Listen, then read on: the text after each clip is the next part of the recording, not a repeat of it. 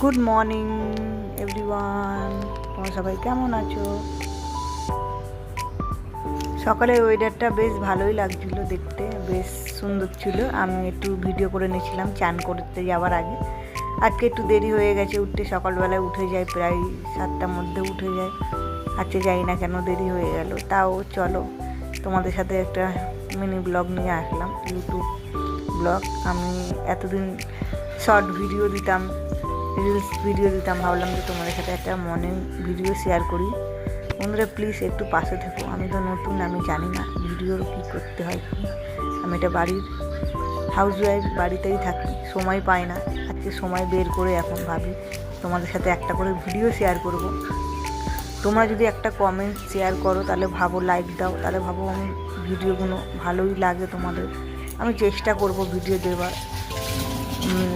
কী বলবো, একটা আমি বাড়িতে যা যা করি তাই তোমাদের সাথে শেয়ার করব। ছোটোখাটো ভিডিও আমি করি, আমার একটা ছোট্ট পরিবার আছে, সেইখানেই আমি ভিডিও করি। আমার এই যে আমি পুজো টুজো আমার সব সকালে হয়ে গেছে। আর সব দিয়ে প্রথম সকালবেলা উঠে আমি নাম জপ করি। আমার নাম জপ না করলে আমার সকাল দিনটা শুরু হয় না। বন্ধুরা সবাই তোমরাও নাম জপ করো, নাম জপ করলে খুব ভালো হয়, মন শান্ত থাকে। সকালে প্রত্যেক দিন নাম জপ করে ভগবানকে তো একটাই কথাই বলি, যেন আজকের দিনটা যেন আমি ভালো কর্ম করতে পারি, ভালোভাবে মানুষের সাথে ব্যবহার করতে পারি, এটাই বলি। এই যে দেখো আমি দুধ বের করে নিলাম, আমার বর সকালে চা খাবে, চা করে দেবো। আর তার মধ্যে হচ্ছে দুধ কাঠিটায় ধান নেই, খুব অসুবিধা হচ্ছিলো।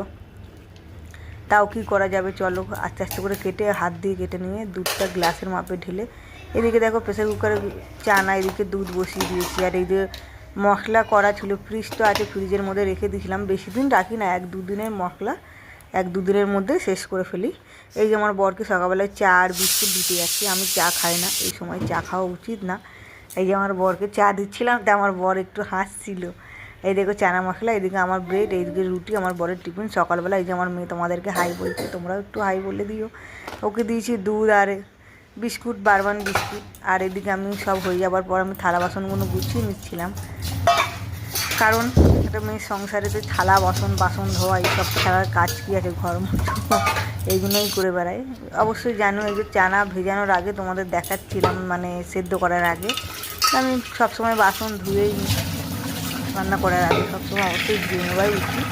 আর এই যে ছোলা সব কিছু সেদ্ধ দিয়ে, এই যে আমার মেয়ের শরীরটা ভালো নেই, শরীরটা ভীষণ খারাপ, ঠান্ডা লেগেছে সারা রাত, কালকে আসতে বলেছে, এর মধ্যে গিয়ে বস আমি এটা কারা বানিয়ে দেবো, খাবি, ঠিক হয়ে যাবে। এইদিকে দেখো আমার দুধ ফুটে গেছে, আমি দুধটাকেও নামিয়ে নিলাম। আর চলো এইবার আমার বড়ের জন্য অল্প করে একটুখানি চা বানাবো। চা একটা খুব খায় না, অল্প করেই খায়।